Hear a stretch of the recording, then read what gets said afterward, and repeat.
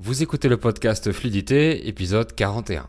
Si ustedes son principiantes de francés, hagan clic en el link de YouTube del episodio en la descripción de Spotify y activen los subtítulos en español para escuchar mientras que leen para comprender todo. If you're a beginner in French, you can click on the YouTube episode link in the Spotify description to listen while reading the English subtitles so that you can understand everything. Si vous comprenez déjà bien le français, vous pouvez aussi cliquer sur le lien de mon site dans la description pour avoir la transcription écrite et gratuite de l'épisode. Cette semaine, je vais répondre à la question que tout le monde se pose, comment parler français couramment. Alors, restez à l'écoute.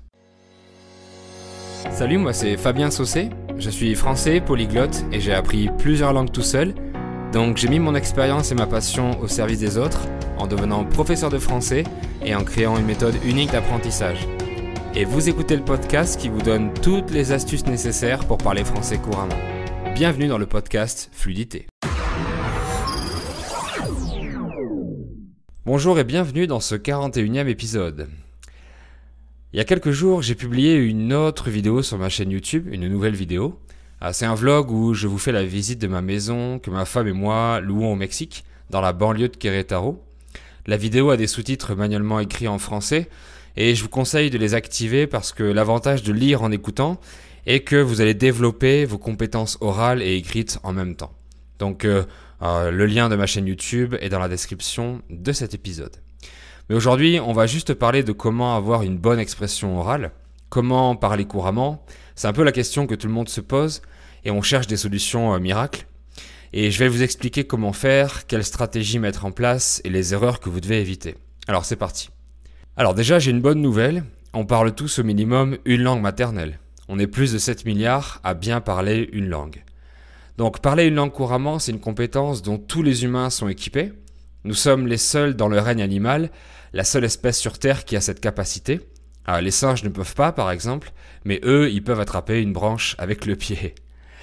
Donc sauf problème technique, tout le monde est capable de parler n'importe quelle langue. Et tout le monde sait parler une langue parce que vous le faites à la perfection avec votre langue maternelle. Tout le monde parle couramment sa langue natale. Et on a tous 100% de réussite. Mais alors comment on fait exactement ? Alors, il y a eu de nombreuses études scientifiques sur le sujet, notamment les travaux de Stephen Krashen dans les années 70 ou 80, je ne me rappelle pas. Et elles arrivent toutes à la même conclusion. Il n'y a qu'un seul moyen d'apprendre une langue et il est le même pour tous les êtres humains. Il n'y a aucune autre langue qui fait exception, ni aucun être humain. Les études ont compris que pour parler une langue étrangère ou maternelle, il faut l'acquérir. Il faut la faire entrer dans notre cerveau, dans notre mémoire, dans là ou les zones du langage qui sont innées. Et nous avons tous le même système d'acquisition du langage, comme d'autres systèmes que nous avons tous en commun, le même système digestif, le même système de vue, etc. Donc techniquement parlant, personne n'est avantagé à la naissance pour parler sa langue natale mieux qu'un autre. Donc je répète, le seul et unique moyen de parler une langue est d'acquérir celle-ci. On en a la preuve scientifique et des milliards d'humains font tous pareil. Mais comment acquérir une langue alors ? Donc là, on va voir en détail ce que vous devez faire pour une langue étrangère. Et c'est le même principe que pour votre langue natale. Et c'est pas n'importe comment en fait. Alors vous devez acquérir la langue en écoutant du contenu compréhensible et intéressant. Et je vais vous montrer que c'est pareil que ce que vous avez fait pour votre langue natale, mais sans vous en rendre compte. Alors, comment on a appris à parler notre langue natale ? Eh bien, quand on est bébé, on commence par écouter du contenu adapté à notre niveau. Nos parents et notre famille nous parlent avec des phrases courtes et simples. « Coucou Jérôme, c'est maman, tu viens ? Tu veux jouer ? Tu as faim ? Tu as fait caca ?» etc. Et plus on écoute, plus on comprend le sens des mots et des phrases simples. Donc on progresse en compréhension. Ensuite, en grandissant, on va écouter des petites chansons pour enfants, regarder des dessins animés, etc. Et après, quand on va à l'école et quand on a des cours de maths, des cours de biologie, des cours d'histoire, etc., on apprend la matière et on apprend le français en même temps, puisqu'on écoute la langue toujours. Bref, à n'importe quelle étape de notre apprentissage de la langue natale, on écoute en permanence du contenu intéressant et compréhensible et légèrement plus difficile que notre niveau actuel. Et ce qui est trop facile ne nous intéresse plus. Si un enfant de 10 ans écoute des chansons pour bébés, il dira « c'est pour les bébés, c'est nul », évidemment. Et au contraire, si vous parlez à un bébé de thèmes philosophiques ou de géologie, il ne pourra pas apprendre à parler sa langue natale, ce sera trop difficile pour lui et inadapté. Donc si c'est trop difficile, le cerveau ne pourra pas acquérir la langue, et si c'est trop facile, le cerveau va s'ennuyer et ne va pas progresser. Donc la manière dont nous parlent nos parents, les contenus pour enfants, etc., tout est adapté en fonction du niveau de compréhension et donc d'acquisition de la langue. Par conséquent, vous devez faire exactement pareil pour une langue maternelle. La seule façon de l'acquérir est d'écouter du contenu compréhensible à 70% environ et intéressant pour vous. Donc là, la majorité du travail pour parler couramment dépend de vous parce qu'elle est passive. C'est la plus grande écoute possible de la langue et tous les jours. Aucun professeur de français ne peut le faire à votre place. Et oui, on apprend à parler une langue à 80% inconsciemment. Et c'est pas ma propre vision, c'est comme ça que des milliards d'êtres humains ont appris à parler leur langue. Donc le plus gros du travail, c'est l'acquisition par l'écoute. La grammaire nécessaire, elle vous sert à augmenter votre capacité de compréhension et d'expression orale. Mais vous pouvez lire et relire 20 ou 30 fois les règles de grammaire, vous n'aurez aucune acquisition de la langue. J'ai fait un épisode là-dessus, le numéro 8, et la grammaire est seulement une aide, un appui à votre apprentissage. C'est comme un cercle autour de votre apprentissage que vous allez voir, revoir et re-revoir à n'importe quel moment de votre progression pour vous aider à mieux comprendre, donc à mieux acquérir et pour vous aider à affiner votre expression orale aussi. Elle n'est pas le centre de votre apprentissage. Est-ce qu'un humain peut parler sa langue natale sans grammaire ? Oui, parce qu'il a un nombre d'heures d'immersion immense, du type 100 000 heures, de 0 à 18 ans. Mais grâce à la grammaire, il sera meilleur. Les enfants qui n'ont pas été à l'école parlent quand même. Par contre, est-ce qu'un être humain peut apprendre à parler une langue sans immersion régulière ? Non. Aucun parent ne voudrait donner cette punition à son enfant, le priver d'immersion de sa langue natale, le priver de contact social. Alors ne vous donnez pas cette punition à vous-même. Même chose pour l'application Mosalingua. Apprendre tous ces mots de vocabulaire n'a aucun sens si vous ne les écoutez pas en contexte. Apprendre 3000 mots va vous aider à mieux comprendre quand vous allez écouter. Donc les flashcards, c'est aussi une aide à votre immersion. C'est pas le centre de votre apprentissage non plus. Donc la majeure partie de votre apprentissage est l'acquisition grâce à l'écoute de contenu compréhensible à 70% selon votre niveau et qui vous intéresse. Parler, c'est en majorité répéter ce que vous entendez, que ce soit le vocabulaire, la structure, la syntaxe, les temps, la grammaire, la prononciation, l'accent, l'argot, les gros mots, tout en fait. Mais dans un deuxième temps, si vous voulez parler couramment, il faut aussi pratiquer votre expression orale. Écouter ne suffit pas. Alors j'ai un secret à vous dire, je sais comment jouer au football comme Lionel Messi.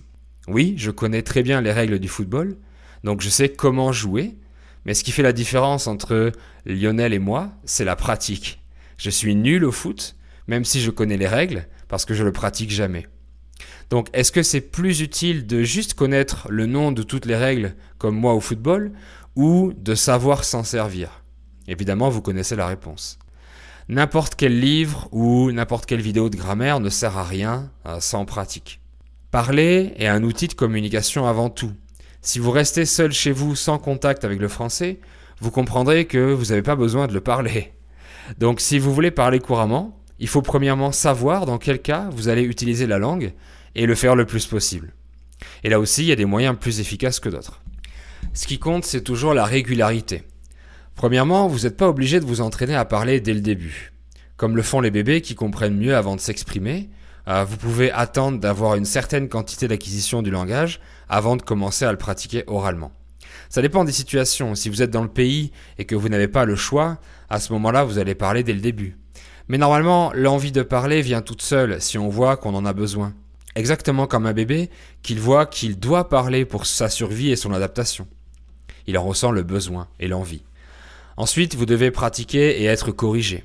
Sinon, même si vous écoutez la bonne prononciation ou la bonne conjugaison, vous vous rendrez pas compte de toutes vos erreurs. Donc la pratique sert à faire des erreurs, mais il faut s'en apercevoir. Si une erreur est dite plusieurs fois sans que personne vous corrige, vous allez renforcer positivement l'erreur et votre mémoire va la consolider et l'intégrer comme correcte. Et vous devez être corrigé d'une bonne façon, comme le font les parents à l'enfant. Ils corrigent les enfants avec beaucoup de patience, parce qu'ils savent que l'enfant ne fait pas l'erreur volontairement et qu'il essaye de communiquer avant tout. Donc vous devez trouver quelqu'un qui vous corrige également de cette façon, avec toute la patience possible, et qui sait que votre premier objectif est de communiquer avant tout. Donc la personne doit faire l'effort de comprendre malgré la faute. Il y a aussi une manière de corriger les apprenants. On ne doit pas corriger les mêmes erreurs à différents niveaux. Parce que si quelqu'un corrige toutes vos erreurs sans arrêt, vous allez être frustré et donc bloqué. On doit corriger que si la personne en face nous l'a demandé explicitement, sinon elle peut mal le prendre et peut se vexer. On doit aussi corriger à la fin d'un échange. Si on coupe la phrase en plein milieu, ça va perturber l'apprenant et ça peut être mal poli aussi. Donc si vous parlez à quelqu'un et qui ne respecte pas ces principes, ne soyez pas vexé ou frustré. Soit la personne a voulu vous aider mais elle ne sait pas bien le faire, soit elle ne tolère pas les erreurs et ça veut dire qu'elle n'a jamais appris une langue étrangère, je vous confirme. Si la personne a déjà appris une langue étrangère, elle sait qu'il y a obligatoirement des erreurs et c'est nécessaire. Mais si personne ne vous corrige, c'est mieux de pratiquer avec vos erreurs plutôt que de ne pas pratiquer du tout. Alors, quelques erreurs à éviter dans le but de parler couramment. La première est de baser son apprentissage à 100% sur la grammaire.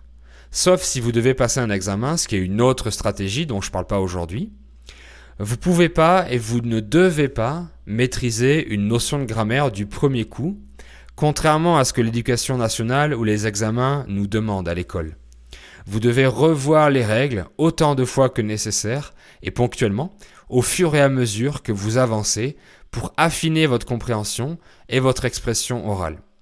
Même si je suis à un niveau avancé, je peux avoir besoin de revoir une règle du présent par exemple. Il n'y a aucun problème. Bon, évidemment, il faut suivre le programme dans le bon sens. Vous n'allez pas apprendre le subjonctif si vous êtes complètement débutant.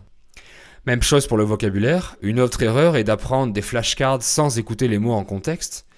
Elles sont aussi une aide à votre apprentissage. Une autre erreur est de ne pas utiliser la langue. Si vous mettez autant d'efforts, c'est pour utiliser la langue. Donc pratiquez, utilisez-la le plus possible et le plus régulièrement possible. Un peu comme vous avez fait avec votre langue maternelle.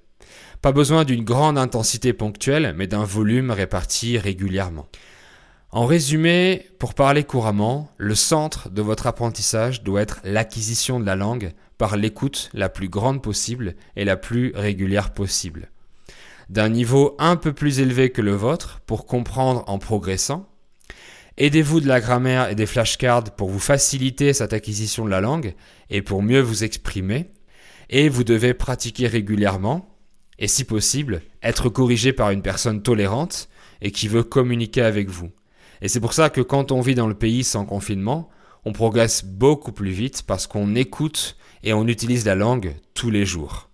Voilà, c'est tout pour moi pour cet épisode. Je vous remercie beaucoup d'avoir écouté et je vous dis à très bientôt pour un nouvel épisode. Bye bye!